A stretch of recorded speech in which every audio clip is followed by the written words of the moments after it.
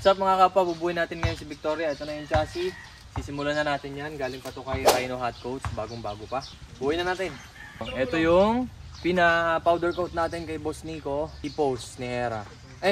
T-post ni Victoria. Tapos ito naman yung stand. Ito yung butterfly. Sahara black ang kulay niyan. Ganda. No?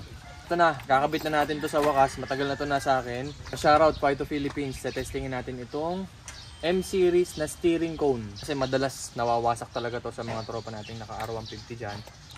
Kita nyo yung bearing, ang lalaki. Ang lalaki ng bulitas niya sa loob. Kaya pang heavy duty talaga to. Phyto yan.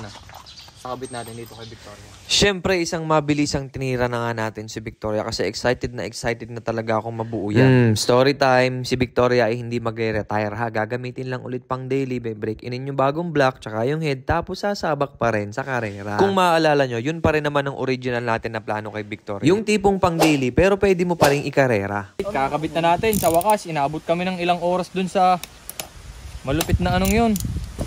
Bearings.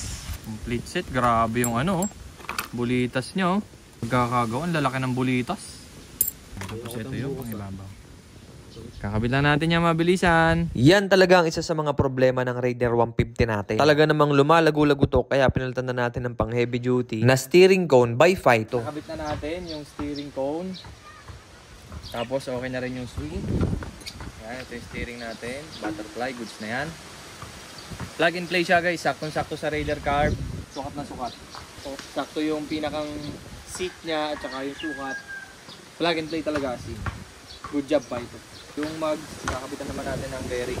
FAG na bearing yung kakabit natin. Ito rin yung mga dati ko na rin kinakabit. Tatlong 6301, isang 6201 at saka isang 6203. Ang bearing ng lahat ng gulong ng R150. Meron din tayo sa TikTok shop natin, meron tayo yung mga budget meal na bearing. Kaso Koyo lang yon. So kung gusto niya budget meal, go for Koyo. Ayan, kapit lang namin to sa mabilisan. Shoutout kay Matroy.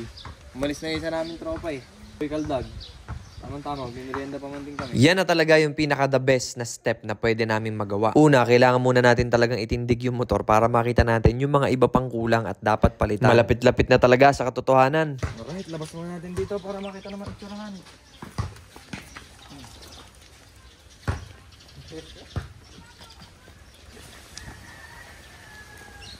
Sige na. Purpose kasi kung bakit namin ito tinindig kasi mas kita natin na may progress at saka nakikita natin kung ano pa yung mga kulang. Yan, isang mabilisang update lang kay Victoria. Ano itsura? Ay, may stand na nga pala. Taga natin. Whoops. Ayos. Malapit na natin ikabit yung makina. So, antayin nyo lang. Ngayon kasi nakakatuwa kasi nakikita natin na may itsura na. Diba? Ayan na si Victoria ngayon. Abangan nyo na lang yung susunod natin dito kasi ayan na rin ang ulan. Titigil na lang tayo ngayon. Malapit na. Mga ilang days na lang, mabubuo na ito lahat.